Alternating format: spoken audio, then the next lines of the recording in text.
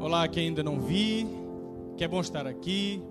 E hoje é o último dia desta série de mensagens que eu tenho ministrado aqui na nossa igreja. E eu acredito que realmente vai fazer uma revolução no caminhar desta igreja. Quem crê nisso junto comigo? Alguém aqui crê nisso com força mesmo? Glória a Deus, glória a Deus. Deixa eu beber água.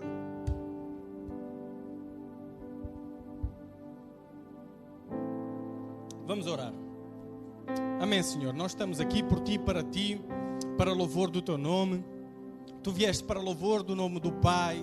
Nós fomos resgatados por um propósito e cá estamos nós, Senhor. Obrigado porque esse amor que não tem interesse, esse amor que nos encontrou no meio da nossa porcaria, esse amor que nos santificou, nos purificou e nos trouxe de volta para Ti, Senhor. Obrigado por isso. Obrigado, Pai, pela Tua graça imensurável, inquantificável. Esse amor que nós não compreendemos e nos dá a paz.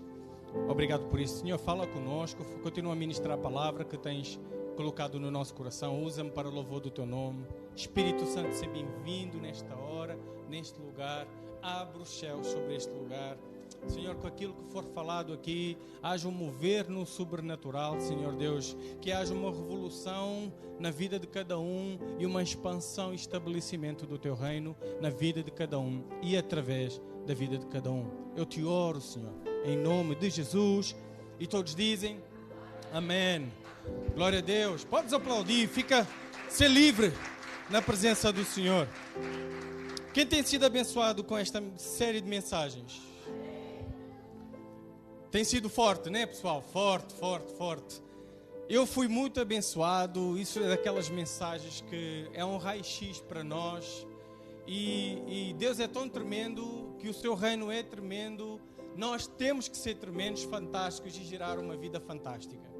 E nós vemos que Deus constrói, eu vejo mesmo que Deus constrói primeiro no indivíduo, para depois construir através do indivíduo a família, e depois constrói. Vemos posses que estão a chegar nas mãos de muitas pessoas aqui, carros, empresas. Nós vemos que Deus realmente está a fazer algo fantástico na nossa comunidade, né? A Lela foi lá para Marrocos, man. Estás a gozar? Ela, linda, maravilhosa, foi lá ser modelo, lá para Marrocos, man. Quem diria alguma vez, a nossa mente não pensou nunca, Dina, não sabias. Então o que Deus tem reservado para nós não sabemos, mas isso é manifesto quando o céu se abre sobre nós. Quando o reino chega, não é uma religião que chega. Jesus, quando Ele veio, Ele não veio trazer uma religião. Ele veio trazer um reino, e esse reino Ele gera impacto. Mateus 6, 31, 33, estava aqui a Tânia a ler. E diz, portanto, não se preocupem dizendo o que vamos comer, ou o que vamos beber, ou o que vamos vestir, pois os pagãos é que correm atrás dessas coisas. Mas o Pai Celestial sabe que vocês precisam delas. Busquem, pois, em primeiro lugar, o reino de Deus e a sua justiça, e todas essas coisas lhes serão acrescentadas. O que o versículo está aqui a dizer é o que eu estava agora mesmo a dizer. Que quando nós buscamos não uma religião, que quando nós buscamos o reino de Deus, que quando nós buscamos a presença, o relacionamento com Deus, tudo o resto é-nos acrescentado. Então o reino é a mensagem. O rei é a mensagem. A prioridade de todos os cristãos tem que ser o reino. Tem que ser, não pode ser a religião. Não pode ser os teus bens. A prioridade de todo cristão não pode ser os teus bens. Não pode ser o que tu comes. Não pode ser o que tu vestes. Não pode ser dinheiro. Porque o dinheiro é o que nos dá o que comer e o que vestir e o que beber. Então Deus está a tirar o foco no dinheiro, que Ele chamou de um senhor. Chamou o Senhor Mamão. Não podem servir a dois senhores. E nós não podemos. Eu sei que tu precisas dessas coisas. Mas tu, cuidado, que essas coisas te aprisionam e faz-te viver a seguir um outro Deus, achando que me estás a seguir a mim vindo à igreja.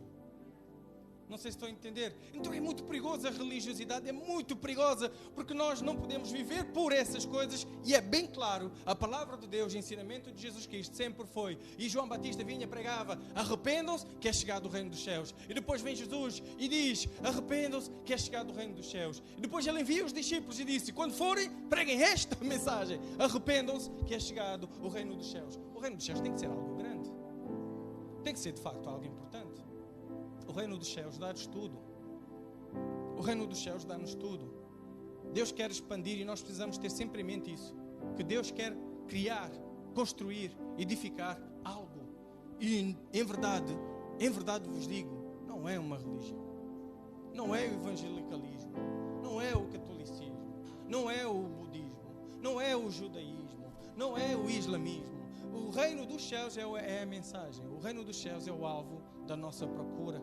E por causa disso, a nossa oração tem que ser igual à oração de Jesus Cristo. E a oração que Jesus Cristo nos ensinou, de todas as coisas que Ele poderia dizer. Imagina, Deus, Jesus Cristo veio à Terra, Ele vai nos ensinar a orar. Ele vai nos ensinar a... Jesus, mostra-nos como tu fazes essa cena aí. E o Jesus está a focalizar aonde? Ele diz, ele começa a dizer, começa por reconhecer Deus. Deus, eu te reconheço. Pai nosso que estás no céu. Eu te reconheço. Venha a nós. Logo a seguir, venha a nós o teu reino. Onde é que entrou a religiosidade?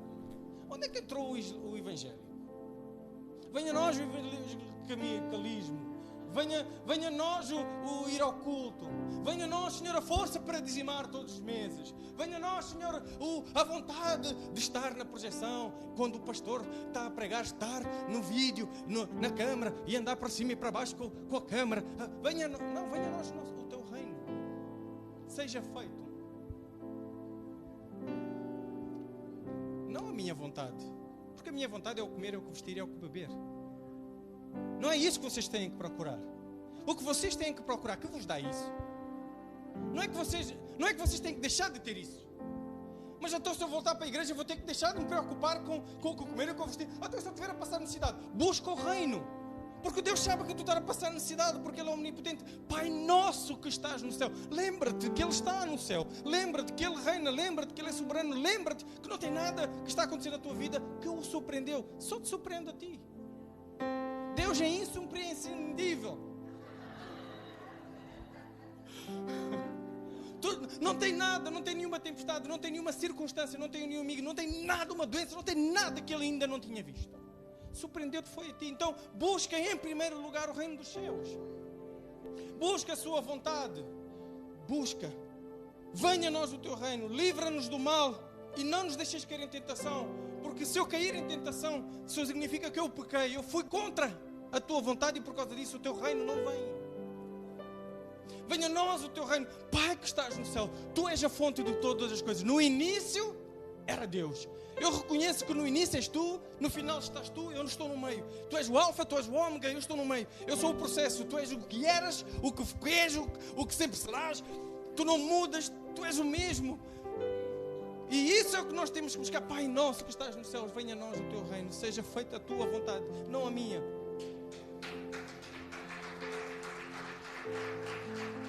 Livra-nos do mal, Senhor. Quando eu peco, eu saio do teu propósito. Quando eu peco, eu entrei em rebelião. Pecado é rebelião.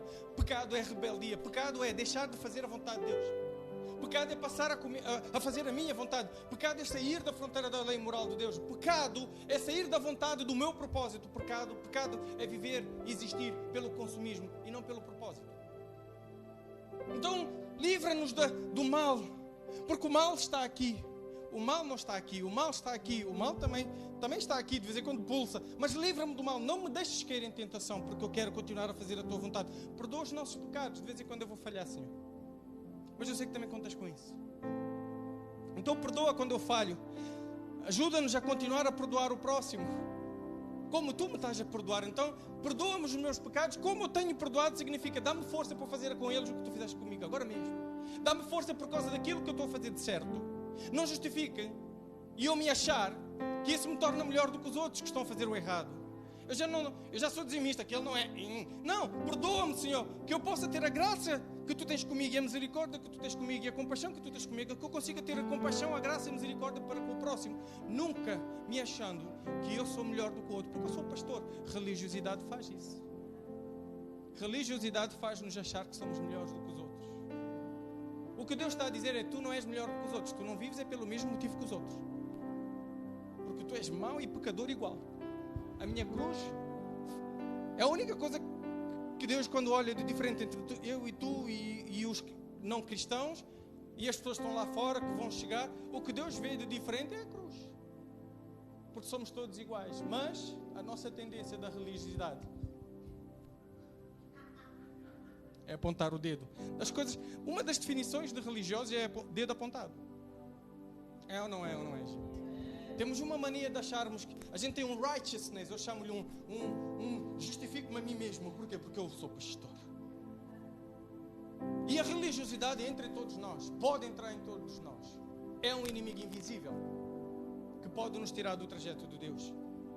Então, porque eu busco o reino, eu tenho todas estas coisas. João 14, 12 a 13 diz: digo-lhes a verdade, aquele que crê em mim fará também as obras que eu tenho realizado. Diz, aquele que crê em mim não precisa fazer obras.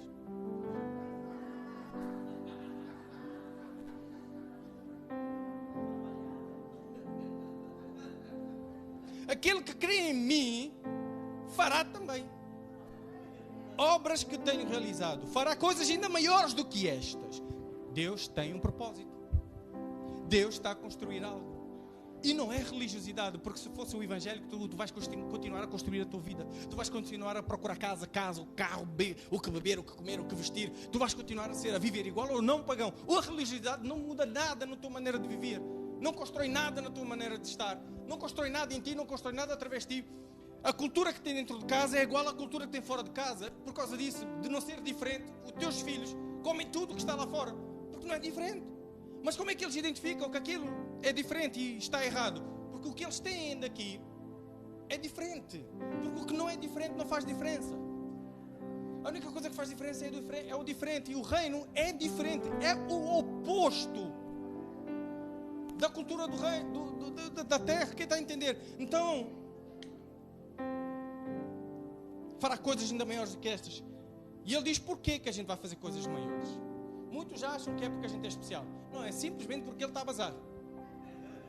Porque se ele ficasse, nós não faríamos coisas maiores do que ele. Nós vamos fazer coisas maiores do que eles porque ele não vai continuar aqui a fazer essas coisas. Porque eu estou indo para o Pai. E eu farei o que vocês pedirem em meu nome, porque o Pai, para que o Pai seja glorificado no Filho. O que vocês pedirem em meu nome eu farei. A gente gosta disso. A religiosidade gosta disso. Esta parte do versículo gosta disso. O que vocês pedirem em meu nome eu farei. Mas lembra-te, busca em primeiro lugar o quê? Não é o comer, o beber, o que vestir. Sim ou não? É o quê? Comer, beber, vestir? Não. Então o que é que eu tenho que pedir a Deus? A Tânia estava a pregar toda a minha mensagem. Nós não sabemos pedir. Porquê? Porque nós vivemos e viemos a Cristo e Deus nos encontrou com uma maneira de viver a vida. O que é que a gente fazia na vida? Comer, a correr atrás do que comer, do que beber, do que vestir. Aí Ele vem e diz, não corre mais atrás disso. Quando nós vamos a Ele, nós pedimos isto. Porque é só o que nós sabemos. E aí entra uma religiosidade, porque ele virou não pelo propósito, mas pelo consumismo. A vida que nós tínhamos, que era pelo consumismo, é o que me centraliza e não Cristo fica ao centro. Porque eu estou tanto a viver por mim que eu estou a centralizar-me a mim mesmo, por causa do que eu estou tão focado no que eu vou comer, beber e vestir. E quando eu estou focado no que eu vou beber, comer e vestir, eu perco o reino que era suposto vir. E que me daria? Comer, beber e vestir. Tiago 4, 2, 3 diz: vocês cobiçam coisas e não as têm, matam e invejam, mas não conseguem obter o que desejam. Vocês vivem a lutar e a fazer guerras, não têm porque não pedem. Quando pedem, não recebem. Eu não estava a dizer que o que tu pedires em meu nome eu vou te dar. Mas agora, ao mesmo tempo que a Bíblia, ela não é um versículo, ela não é é como um filme. O filme não é 1 minuto 15. O filme é o todo e a Bíblia ele é completo. Então por isso que o religioso, ele vive num versículo quando ele deveria viver num livro. Porque o Evangelho é um livro composto por vários livros, não um versículo retirado de acordo com o meu consumismo. Porque se for de acordo com o meu consumismo, a religiosidade ele faz com que tudo seja virado para mim, voltado para mim, para quê? Para comer, beber, vestir. Porque quando nós não comemos, não temos o que comer, não temos o que beber, não temos o que vestir, ou não temos os três, ou não temos um deles, a gente passa-se da cabeça, a gente fica doido, a gente vira barata tonta. E isso revela o quão não cristãos somos. Porque se Deus é soberano, porque Ele está a dizer, olha para os lírios do campo, estão a ver, que eu não tenho mais, é muito versículo que eu ponho aqui, e às vezes não dá tempo para ler tudo. E eu tenho tanta coisa, por isso que eu fico às vezes a falar rápido. Porque isto aqui é evangelho, man. Isto é mensagem, isto é o reino. Isto não tem... Eu sou contra a religiosidade e às vezes eu noto-me religioso e uma das coisas que eu sei identificar é a religiosidade. Então vocês pedem, mas não recebem. Pois pedem por motivos errados. Para gastar, vão comer, beber, vestir. Que eu disse, para não correr atrás dessas coisas. Correr atrás do quê? Do reino. Correr atrás do reino é correr atrás do propósito. Romanos 8, 28 e 31 diz: sabemos que Deus age em todas as coisas para bem daqueles que o amam. A gente gosta, a religiosidade gosta disto também. É ou não é? Ou não é? Religiosidade, esse é dos versículos que está lá no top 5. Os religiosos, eles têm X versículos no topo da linha do shortlist. Tem músicas, né, que estão tipo no topo, número 1, e tem alguns versículos dos religiosos que é os versículos que a gente gosta mais e que citam o tempo todo. E um deles é este. Mas ele diz que é verdade, sim. Sabemos que Deus age em todas as coisas para o bem daqueles que o amam. É verdade, porque ele tinha dito em Mateus: eu vou-vos dar. Eu sei que vocês precisam dessas coisas. Dos que foram chamados de acordo com o seu propósito, não de acordo com a sua necessidade. Dos que se movem de acordo com o seu propósito, com aquilo que Deus quer construir. O que é que Deus está a construir? Se Deus não está a construir nada, temos que estar atentos. E isto somos todos nós. Quem está em pé, cuidado para não cair. Quem está no chão, levante-se. Não fique prostrado. Não fique... Não desanime, não. Tudo vai dar certo, Cristo está por perto, é a solução. Quem conhece essa música? Não fique aí prostrado. Não.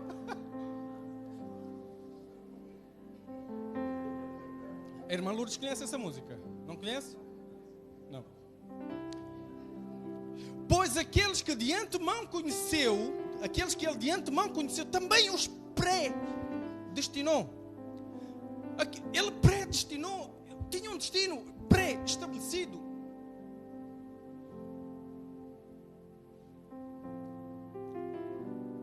Para serem conformes à imagem do seu filho. O que é que o seu filho veio fazer? Não estava a dizer para a gente ser iguais a Jesus Cristo, literalmente.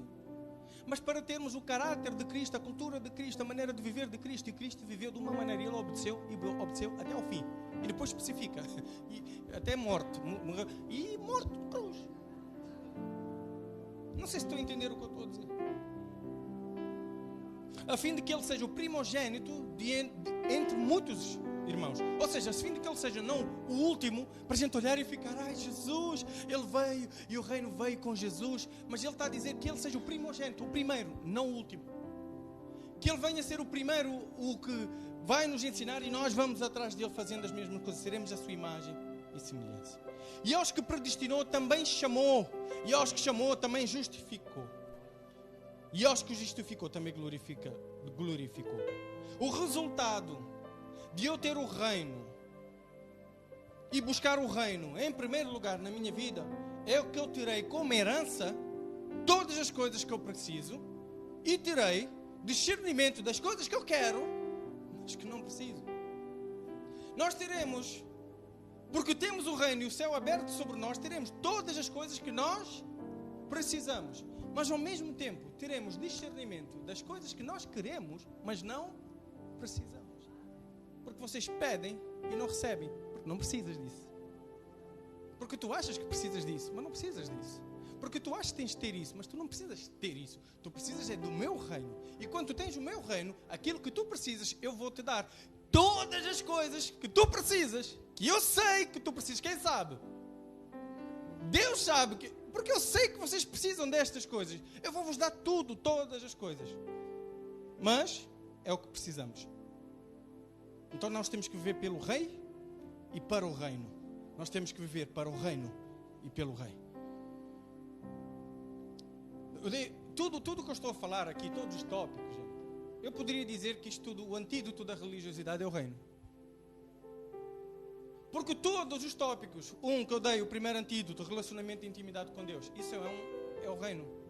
Porque não consegues ter o reino sem ter intimidade com Deus. Segundo, presta culto racional e não somente sensorial. Nós não estamos aqui para um romance. Nós somos o noivo, sim, mas nós não somos só o noivo. A noiva, digo. Noiva e noivo, romance, religiosidade faz-nos entrar nesta dança com o Senhor Jesus. Ai, Ele é tão lindo. Ele não é só isso. Isto não é novela. Isto é sobre um reino, não sobre o amor de Jesus por nós. E Ele é lindo. Isto é sobre propósito, isto é sobre cruz, isto é sobre morte, isto é sobre bênção, isto é sobre transformação. Isto é sobre regeneração, isto é sobre cultura, isto é sobre lei moral. Isto não é sobre cantar músicas, que eu vejo muitas músicas cristãs que não dizem nada, mas são lindas. Senhor, vem como um oceano sobre a minha vida e me envolve. E a pessoa está lá a cantar, está tintindo. E me envolve com o oceano, vem sobre mim. Queima, queima, queima, Senhor. Vem como uma chama e me queima, vem. Eu sou a lenha, você é o fogo, me queima, me queima. Aí senta com o religioso e pergunta, isso quer dizer efetivamente o quê? Então, Jesus vai queimar a minha vida. Queimar como assim? Literal? Não é literal, é o quê? Então queimar as impurezas da minha, como um diamante. Aí vem falar do misticismo, não estou a dizer que essas músicas estão erradas, estou a dizer cuidado, para não ficar só nas coisas emocionais e sensoriais. Busca o reino submetendo-te ao rei. Lei moral. Falei sobre lei moral, das coisas mais difíceis de falar. E hoje eu quero dar o quarto antídoto. Serve para a comunhão, para a missão e serve para a missão e para a comunhão que gera união. Serve para a missão e para a comunhão que gera união. A Tânia já falou disso, tenho 20 minutos já pregado, mas o Senhor me ajudará.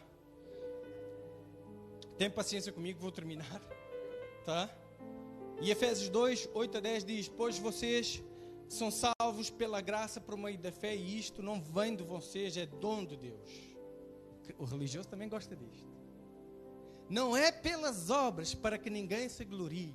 Não tem que fazer nada. Porque não é pelas obras que nós somos salvos. Não é o que está escrito. E se está escrito é porque é verdade. Sim ou não? O interessante, que é a questão onde se diferencia um cristão a sério do religioso, é que o cristão a sério continua a ler. O religioso fica ponto. Gostei. E olha, se a gente continuar a ler, o que é que acontece? Porque somos criação de Deus realizada em Cristo Jesus.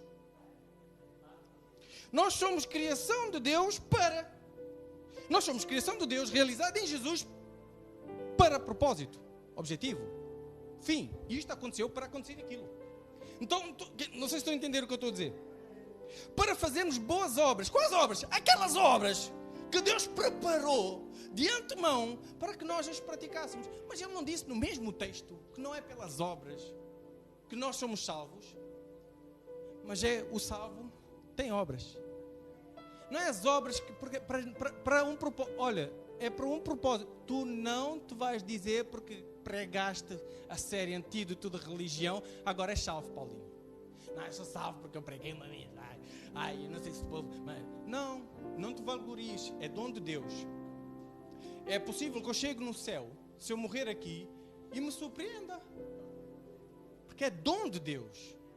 É eu chegar lá na porta e o Senhor tirar a cancela para me deixar entrar na discoteca do seu reino. Mas é possível que eu chegue lá, Senhor, então, abre aí.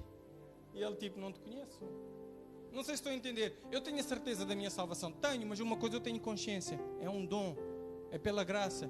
Ele é que sabe, Ele é que determina. Mas um facto é um facto. Nós temos obras que Ele tem para nós fazermos. Ele disse, aquele que está em mim tem obras. Vocês vão fazer obras. Tem obras para nós fazermos. Tem trabalho para nós fazermos. Que Deus preparou de antemão para que nós as realizássemos. Efésios 4:1-16 diz, como prisioneiros no Senhor, rogo-lhes que vivam de maneira digna da vocação que receberam. Efésios 1:4:1 e depois saltamos para o 16. Dele todo o corpo ajustado e unido pelo auxílio de todas as coisas, as juntas, cresce e edifica-se a si mesmo em amor, na medida que cada parte realiza a sua função. Então o corpo se edifica a quem? A si mesmo. Nós, é o que eu digo, nós nos edificamos uns aos outros na medida que cada um de nós faz o que é suposto fazer. Porque se nós entramos pela religiosidade, entramos para não fazer nada, para não conversar com ninguém, nós entramos aqui pelo consumismo, eu vim receber. Se nós viemos só para receber, nós não iremos edificar a cada um de nós. Eu vou sentar aí, a Viviane vai sentar, a equipa de louvor vai sentar e viemos todos para receber. E eu quero ver quem vai dirigir o louvor.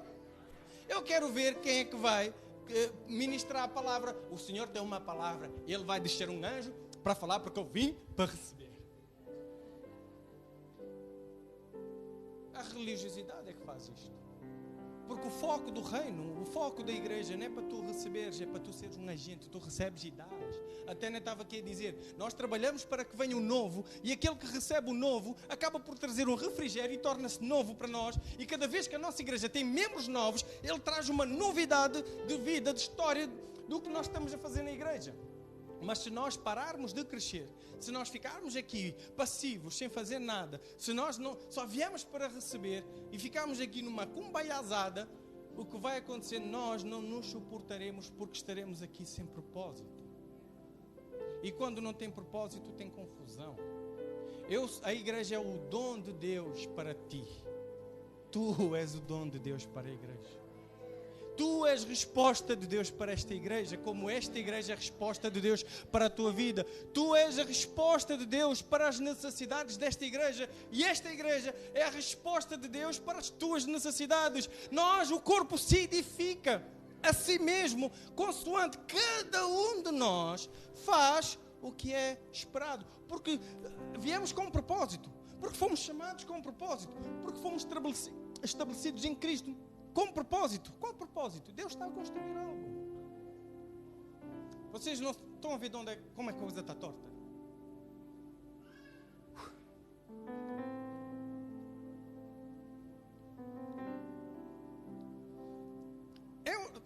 Está torto ou não está torto? Gente, vocês já viram que nós estamos tão habituados com o consumismo que nós vimos para a igreja que tem propósito e nós continuamos na igreja pelo consumismo.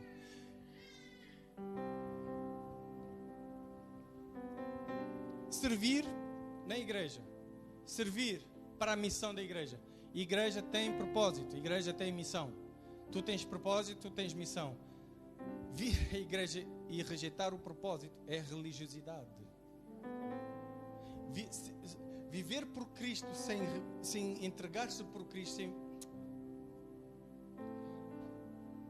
aceita o chamado de Deus para estabelecer e expandir o seu reino através de ti. Não digas não ao chamado de Deus. Existem duas coisas. Uma coisa é chamado de Deus. Outra coisa é chamado da sociedade. Vimos que Deus chamou, né? Aos que Ele predestinou, Ele justificou. Aos que o justificou, Ele chamou. Ele chamou. Existe o chamado da sociedade. O que é o chamado da sociedade?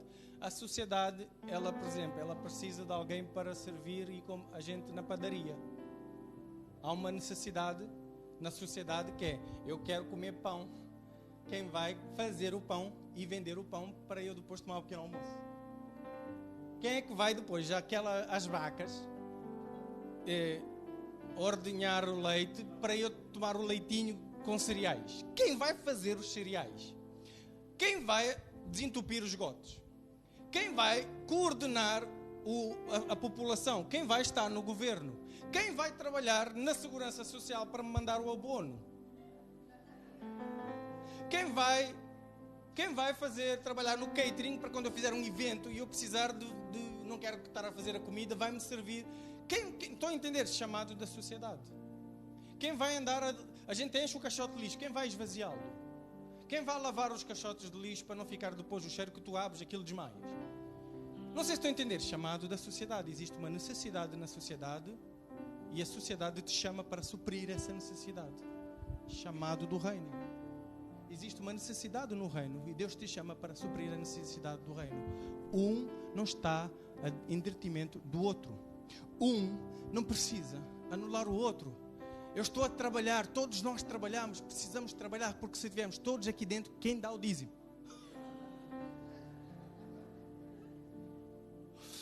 Não sei se estão a entender.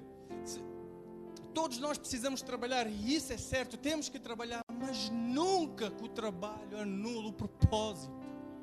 Porque a partir do momento que tu sirvas o chamado da sociedade e retires e rejeites o chamado de Deus, tu vives pelo consumismo, não pelo reino. Tu não deixaste de buscar em primeiro lugar o reino. O reino te estabelece no teu trabalho. O reino te dá promoção no teu trabalho. O reino te promove no teu trabalho. O reino te protege no teu trabalho. Porque o reino te estabelece como embaixador no teu trabalho. E quando existe um embaixador, aquele que envia o embaixador tem um compromisso de suprir e proteger aquele embaixador. Então, quando tu tens o reino em primeiro lugar, o céu se abre sobre ti. Agora, quando tu tens o reino, quando tu buscas o chamado da sociedade e rejeitas o chamado do reino, o que tu estás a fazer é fechar o céu sobre a tua vida. Porquê? Porque tu vieste com o propósito de servir a missão. Tu vieste com um propósito e por um propósito. Diz assim, eu vim com um propósito e por um propósito. Deus não te pôs neste mundo. Deus não te colocou neste mundo que Ele criou. Ele faz os astros, Ele criou o planeta Terra e Ele coloca aqui de repente e de volta agora o que é que tens que fazer? De volta, vai ganhar dinheiro e come e bebe e depois morre.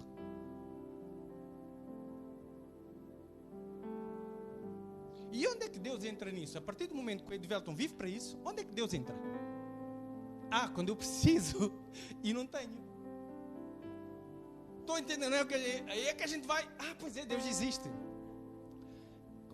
Pai nosso que estás no céu, santificado seja o teu nome. Eu estou com uma necessidade. Venha a minha vontade, Senhor. Venhas tu fazer a minha vontade. Assim na minha vida como na minha vida. Aí, não sei se estão a entender. Religiosidade faz isso. Estão a entender como está torto e não faz sentido. Porque Deus não te colocou nesta terra para pagar contas. Existe algo muito maior do que pagar contas. Existe algo muito maior do que... Porque nada daqui trouxemos, nada levaremos. Não chegamos... E porquê que a gente... Já repararam que a única coisa que passa desta terra para o outro lado são os relacionamentos. São as almas que tu ganhas. Isso não significa algo. Não revela algo. Eu posso viver uma vida inteira a construir empresas, não levo uma. Posso ficar a pessoa mais rica do mundo, não levo um dinheiro. Mas se eu fizer impactar uma vida de levar o reino e aquelas pessoas assimilarem o reino, nós vamos. Isso eu levo. E quando o Senhor chegar, Ele vai me dizer: Paulo Mirtes, tudo fixe? Serva boa, fiel, pá. Olha a multidão que trouxeste junto contigo. Cumpriste o teu propósito. Mas se ela vive, ela vai chegar sem nada ao pé do Senhor a dizer: Senhor, olha as minhas empresas. Não sei se estão a entender o que eu estou a dizer. A religiosidade te engana. A religiosidade te deforma naquilo que é o teu propósito. Não vivas só para o quê? Comer, beber, vestir. E é tão interessante que nós vivemos para comer, beber, vestir e deixar tudo prontinho para os nossos filhos comerem, beber e vestirem sem o esforço que nós fizemos. Aí temos um monte de gente mimada, despreparada, que não aguenta um não. Propósito maior do que necessidade. Não sei se estão a entender. Sabes o que é que o espírito da religiosidade dirá? Deus levantará outro. Eu não preciso fazer, Deus levanta. Senhor, manda outro.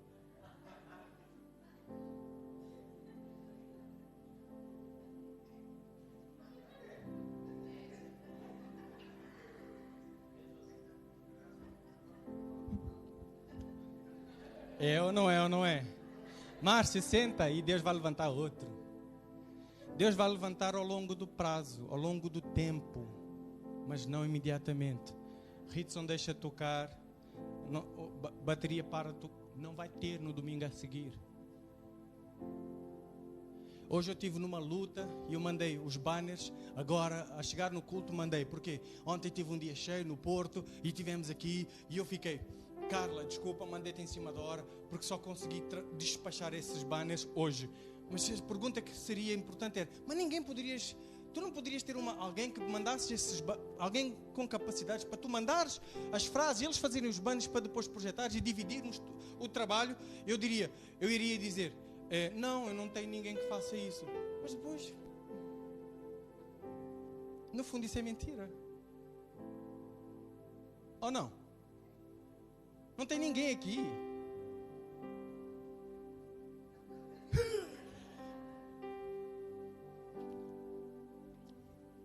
Deus levanta outro. Sim, Deus eventualmente vai levantar outro. Mas a pergunta que fica é, Deus te chamou, lembram-se? Deus te chamou. Ele te justificou, Ele te predestinou, Ele te conheceu, Ele te santificou, Ele te chamou. Ele mandou Jesus, o único filho, para morrer, para te justificar, e Ele te chamou para fazer obras maiores. E tu estás a dizer não? Ele vai levantar outro. Mas a pergunta que fica, que eu acho interessante é, e contigo? Que disseste não. Imagina, colocado em Gênesis com um propósito. Recusaste o chamado a vida toda. Vem Jesus, santifica, purifica, traz-te de volta para onde? Para onde é que Deus trouxe de volta? Para o propósito, para o reino. A mesma coisa que Ele estava a construir, Ele trouxe de volta. E tu estás agora, depois de Jesus Cristo, do sacrifício da expiação, da rebeldia, da desobediência, vamos dizer, levanta outro? Quem ousará? A religiosidade fará isso. A religiosidade fará isso. Sabem porquê? Porque a religiosidade te retira o temor a Deus. Porque a religiosidade é tão perigosa. Estão a ver a maldição da religiosidade? É que ele retira o temor a Deus. Provérbios 9:10 diz, o temor ao Senhor é o princípio da sabedoria. Diz, o temor ao Senhor é o princípio da sabedoria. Então, por exclusão de partes, o que é o contrário da sabedoria? Insensatez. Qual é a outra palavra que a Bíblia usa muito para falar sobre insensatez? E a vida do povo está uma tolice. Porquê? Vindo à igreja. Porquê? Porque entrou o mal da religiosidade, perdeu o temor a Deus. Vocês estão a entender o que eu estou a dizer? Esta palavra eu vou pregar e vou descansar, gente. Eu estou tipo, ufa, Senhor, depois eu vou ficar uns bons meses sem pregar. Não vou a nada. Então qual é o convite? O convite de Deus é, anda pelo propósito. Não andes pelo consumismo. Não andes com Deus desprezando o propósito. Não deixes que o pecado da tua vida aborte aquilo pelo qual foste chamado para fazer, santificado para fazer. O convite é tu largares essa vida de passividade. Vive pela missão e não pelo consumismo. Põe a mão no teu coração e diz, eu preciso viver pela missão e não pelo consumismo. Sabes o que é que faz com que uma pessoa fique aliançada e compromissada na igreja?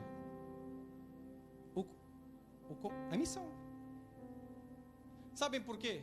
Porque se for pelo consumismo, no dia que eu não for satisfeito com as minhas expectativas de consumo, não gostei da maneira que falaram comigo.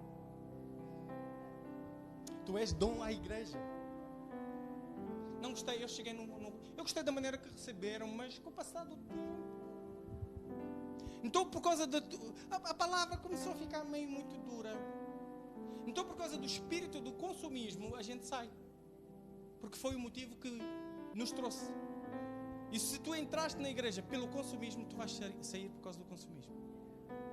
Mas se tu entraste pela missão, tu nunca sairás. Porquê? Porque mais importante que as tuas coisinhas e mágoas é a missão. E a missão é o reino. Servir é o através. Diz, servir é o através. Se Deus está a fazer em mim e depois está a fazer através de mim, é o servir que se revela o através. Nunca o Evangelho teve foco. Vive para ti mesmo. Nós lemos com a Tânia, que a Tânia mostrou que dizia: vive para fazer aos outros o que gostarias de fazer a ti. Disso depende a lei e os profetas. A lei e o profeta está a dizer uma coisa: não vivas só para ti. Vocês não veem que o mundo diz exatamente o contrário. Vive só para seres bem sucedido. A palavra de Deus diz isso. Não. A partir do momento que tu vives pelo consumismo, vives para receber, vives para ser bem sucedido, estás a vir à igreja só para receber uma palavra de força porque eu estou desanimado, estás a vir à igreja para vir receber uma palavra, uma profecia: eu compro esse carro ou compro aquele, azul ou branco? O Senhor vai falar comigo, é o azul. Então a religiosidade é tão doida, gente. A gente vem por causa do consumismo. Nós somos o centro. Qual é a resposta? Eu vou receber uma resposta. Para quê? Uma resposta do que é que Deus vai fazer através de ti? Ou uma resposta do que é que Deus vai fazer para ti? Porque antes de Deus fazer para ti, Ele tem que fazer através de ti. Ou se Ele faz para ti, nunca é para te engordar. Ei, quem são os empresários aí? Célia, lá atrás, Hannah, só empresários. Ei, a tua empresa tem propósito. Ou tu achas que a tua empresa é só para te engordar? Eu digo engordar porque muito dinheiro, o que é que a gente faz? A gente come mais. Não é só para tu teres 3 carros e pôres tipo MTV Cribs e pôres na MTV para mostrar quantos carros tu tens. Não. Quando Deus, a quem muito é dado, aquele que retém mais do que é devido, não me lembro o que é que diz a seguir, mas de certeza não é uma coisa boa. Mas o que eu estou a dizer é que tipo, estão a ver que a quem muito é dado, muito é exigido. Significa, se eu te dei muito, eu quero muito. Se eu te dei muito, em proporção, eu quero muito. E muitos de nós saímos da igreja porque já temos muito. Parece que o muito é o fim e não o meio. Para um fim. Quem está a entender o que eu estou a dizer? Diz: morto à religiosidade. A tua conversão para quando tu paras de servir no reino. A tua religiosidade começa quando tu paras de servir no reino. A tua religiosidade permanece por tu não servires no reino. Preciso repetir ou está aí escrito? Então diz: segue, pastor, segue.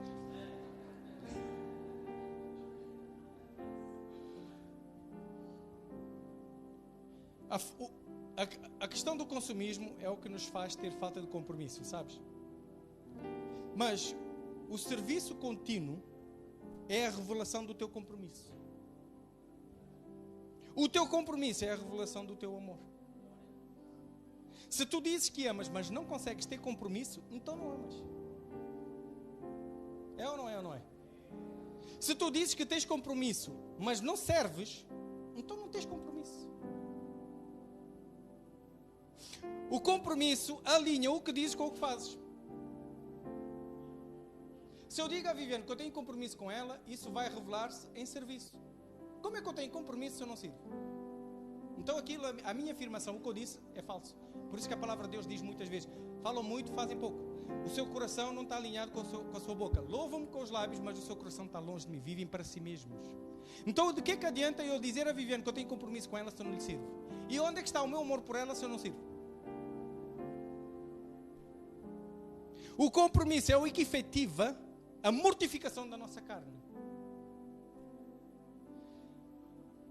Quando tu fazes, quando tu queres fazer o errado e não fazes, ou quando tu queres fazer, não queres fazer o certo, mas fazes, quando tu queres fazer o errado, mas não fazes, ou quando tu não queres fazer o certo, mas fazes, isso é a revelação do teu compromisso.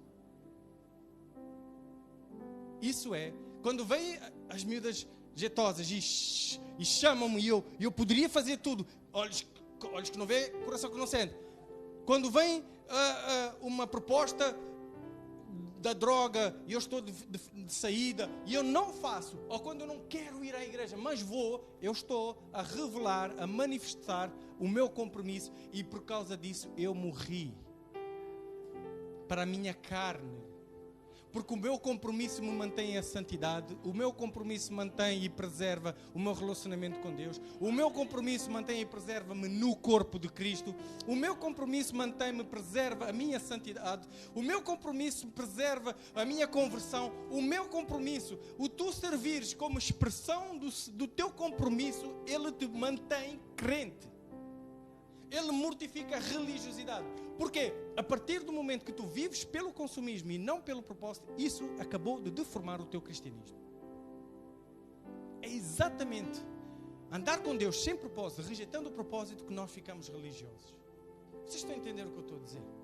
Então nós temos, quem está a servir tem que continuar. Uma salva de palmas a quem está a servir. Se eu parar de fazer o que eu estou a fazer, gente, eu vou-me perder. Eu vou-me perder. Então, eu vou sair do lugar mais alto quando eu começar a caminhar para o lugar mais baixo, que é a porta de saída da igreja. Quando eu caminho para a porta de saída da igreja, eu começo a afastar-me do lugar mais alto, que é o centro da vontade de Deus. O que é que me leva para aquele lado? A falta de serviço. A falta de servir. Servir na igreja não é uma opção. A igreja tem missão. Isto poderia ser reunião de staff. Diz o serviço é o que mortifica a minha carne. Último, 15 minutos e eu termino. Hoje é dia de Santa Ceia, tenho mais 15 minutos. Depois eu saio da igreja e vocês nunca mais me veem. Mas peço porque eu vou terminar esta série e não dava. Serve para a comunhão que gera união. Serve para a comunhão que gera união. João 15, 12 a 15 diz: o meu mandamento é este: amem-se uns aos outros como eu os amei. Ninguém tem maior amor do que aquele que dá a sua vida pelos seus amigos. Vocês serão meus amigos se fizerem o que eu lhes ordeno. Já não os chamo servo, porque o servo não sabe o que o Senhor faz. Em vez disso, eu os tenho chamado amigos, porque tudo o que ouvi do meu Pai eu lhes tenho dado a conhecer. A comunhão, ele gera união. O distanciamento gera distorção. A distorção gera confusão. A comunhão gera união. A união... A comunhão gera união. O distanciamento gera distorção. Como é que eu sei que aquilo que dizem do GR é mentira? É porque eu estou próximo dele. É porque eu convivo com ele. E por causa disso eu conheço, eu tenho compreensão de quem ele é. Quando eu não tenho relacionamento de comunhão, isso é comunhão. Quando eu não tenho isso, o que é que tem? Distorção. Eu não sei bem quem ele é. Aí alguém diz, gera confusão. Não sei se estão a entender. E por que a igreja está tão confusionista entre si? Porque não o espírito do consumismo. Eu não quero falar com ninguém. Porque o ser humano é complicado, é ou não é? Não é? Então eu não quero. E isso tem sido uma coisa muito torta, porque tem muita gente a ir para a mesa do Senhor não querendo comunhão.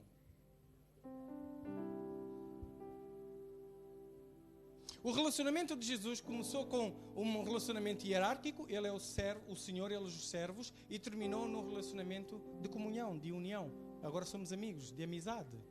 Então nós começamos a vir à igreja como membros, mas nós temos que, a determinada altura, ser irmãos. Nós temos que nos envolver e servir para esse propósito. Tem que andar.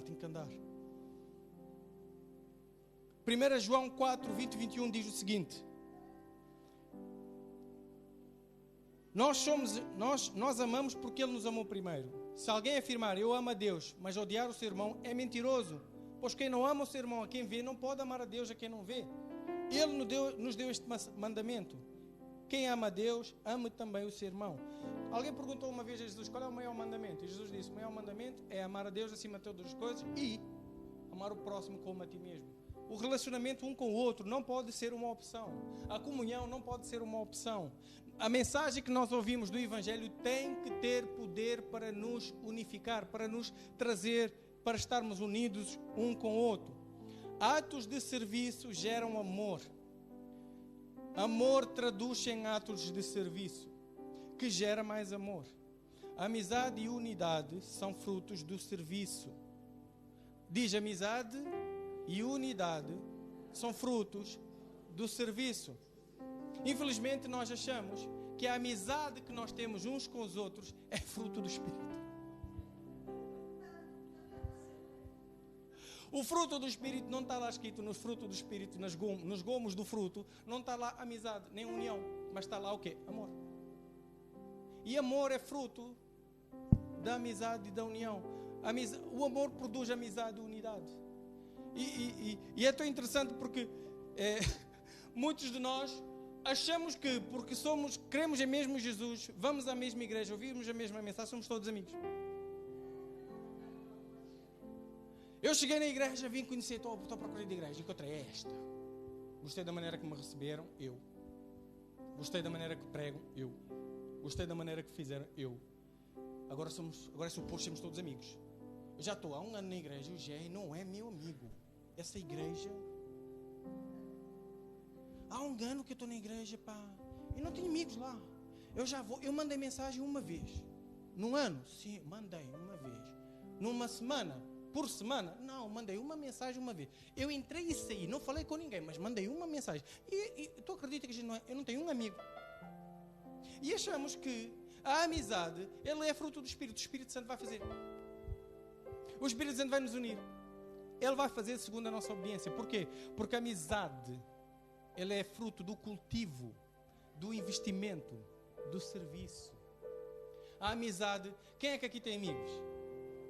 Quem é que aqui tem amigos? Imagina, quem é que aqui tinha um colega no trabalho que virou amigo? É raro, né?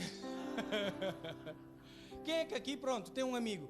Tu já viste que a amizade que tu tens por ele não foi por simplesmente vocês terem coisas em comum? Por vocês estarem no mesmo sítio? Não foi pelo serviço. A tua disposição em cultivar-se, servir. Cultivar é servir. Porque eu me predispus a servir e a ser servido, a gente gerou uma amizade. Na igreja, a mesma coisa acontece, mano. Tu não ficas amigo de alguém na igreja por estares aqui. Tu ficas amigo de alguém na igreja pela tua disposição em servir. Lá está eu a arrebentar com o consumismo. Porque somos doadores, estou a entender? Então quando tu serves, se tu pensares assim, eu podia falar com alguém que diz assim, porque eu não tenho amigos, eu noto que não tenho amigos na igreja. Eu disse, o que é que tens feito? Mostra-me o que é que tu tens feito. E se eu perguntar a todas as pessoas que se queixarem da falta de amigos na igreja, eu vou perguntar, o que é que tu tens feito, servido o outro pelo qual tu queres amizade? A pessoa vai me dizer, não fiz nada, eu estava à espera que eles fossem meus amigos. Estou a entender o que é que a religiosidade faz? Porquê? Porque o cultivo... Isto temos de ser normais, gente. Nós somos seres humanos. Relacionamento é um cultivo. É de lá para cá. Quem concorda comigo?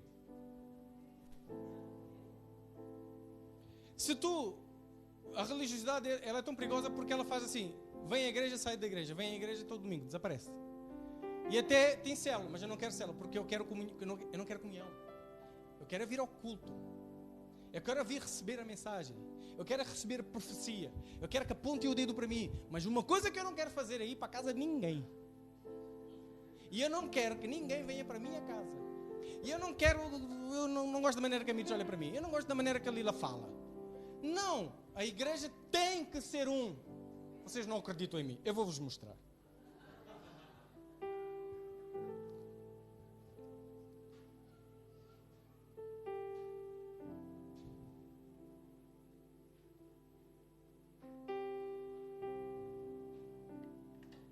Afinal, não tenho aqui o versículo.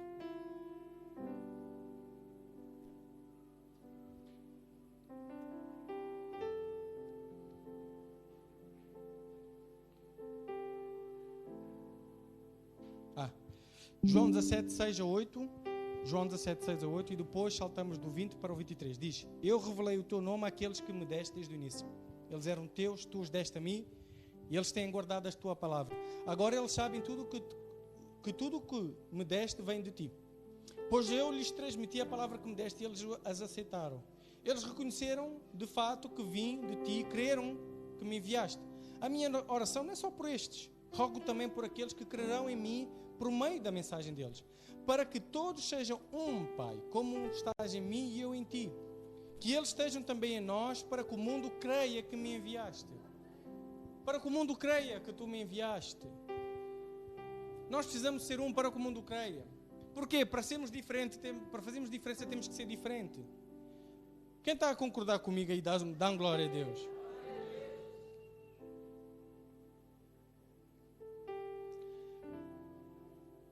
Quando nós vimos a igreja, mas nós não queremos comunhão, nós estamos a fazer uma coisa chamada auto-excomungação.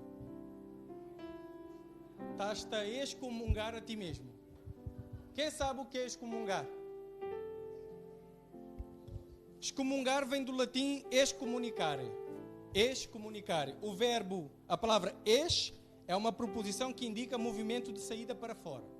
Presta atenção, eu sei que eu estou a terminar. Estou mesmo a terminar. A falar sério. A palavra, o ex significa saído para fora. O verbo comunicare significa ter comunhão, partilhar, comunicar, juntar, consultar juntos ou dividir alguma coisa com alguém. Logo, excomunicar é tirar para fora da comunhão e da partilha. Afastar da comunhão com os outros crentes. Tu não foste excomungado pela igreja. A igreja não te excomungou, ou seja, não te tirou da partilha, da comunhão. A igreja não fez isso. Tu não te excomungaste a ti mesmo para fora da igreja. Quem está a entender? Eu saí da igreja, eu me auto-excomunguei. Eu não quero fazer parte da comunhão com os crentes. E a coisa da religiosidade é pior, porque tu estás dentro, mas excomungado. Não comungando. Tu estás na igreja, mas não queres comungar. Então é o pior de excomungado. É eu excomunguei-me estando dentro. Já viram a anomalia da religiosidade? E a gente, sabes porquê que é religioso? Porque achas que está tudo bem. Porque a gente vem à igreja, sai da igreja, vem à igreja, sai da igreja, não diz nada a ninguém, não quer falar com ninguém e está tudo bem. Não está. Porque nós temos, não é uma opção, nós temos que ser um. Nós temos que ser um. A unidade é resultado da comunhão. A comunhão é servir. Não tem como ter comunhão sem servir. Amizade é fruto do serviço. Diz: amizade é fruto do serviço. E termino, Êxodo 12:46. Vocês comerão, lá quando o povo estava assim do Egito, a ser liberto, diz assim: vocês comerão numa só casa, não levem nenhum pedaço de carne para fora da casa. Diz assim: não quebrem nenhum dos ossos. Está a falar do cordeiro, ok? Não quebrem nenhum dos ossos. João 19:31-36 diz: esse era o dia de preparação e o dia seguinte seria um sábado especialmente sagrado. Por não crerem que os corpos, estava Jesus crucificado, ok? Por não crerem que os corpos permanecessem na cruz durante o sábado, os judeus pediram a Pilatos que ordenasse que lhes quebrasse as pernas e os corpos fossem retirados. Vieram então os soldados, quebraram as pernas do primeiro homem que fora crucificado com Jesus e em seguida do outro.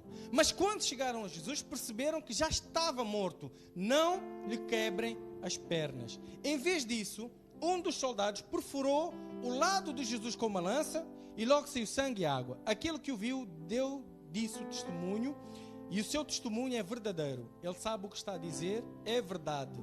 E dela testemunha para que vocês também creiam. Estas coisas aconteceram para se cumprisse a Escritura, nenhum dos seus ossos será quebrado. Ou seja, o último antídoto, eu vou falar isto em 2 minutos, o último antídoto da tua religiosidade, da possível religiosidade que tens é: não desfragmentes o cordeiro. Não desfragmentes o cordeiro. Quem já comeu um frango sem partir um osso? É o pedido mais estranho de Deus, é dizer: comam do cordeiro, mas não quebrem nenhum osso. Deus, tu estás doido? Como é que eu vou cortar o cordeiro sem quebrar um osso? O que está a dizer é tipo, porque isto aponta para Jesus, porque ninguém vai quebrar o osso. Quem vai entender? Não se pode quebrar o osso. Não quebrem o osso do cordeiro. O que Deus está a dizer: não desfragmentes as características do cordeiro. Quando nós olhamos para as partes do Cordeiro, para as partes do reino, para as partes da igreja, para as partes e tiramos as partes que não gostamos e nós partimos a asa e dizemos não gosto disto, estamos a criar uma religiosidade. A partir do momento que nós desfragmentamos a palavra de Deus, nós estamos a criar uma religiosidade. A partir do momento que nós dizemos eu não gosto de Jesus juiz, uma das características de Jesus é ele é juiz, não gosto. Desfragmentaste, partiste o osso. O que Jesus quis dizer de Êxodos até Jesus na cruz é não, o que Deus quis dizer, não desfragmentes o Evangelho, não desfragmentes Jesus, não tires características do Cordeiro, mantém-no santo. Santo significa inteiro. E nós precisamos ter esta consciência do que não desfragmentar partes da missão da igreja. Não partas o osso. Vamos comer o cordeiro inteiro.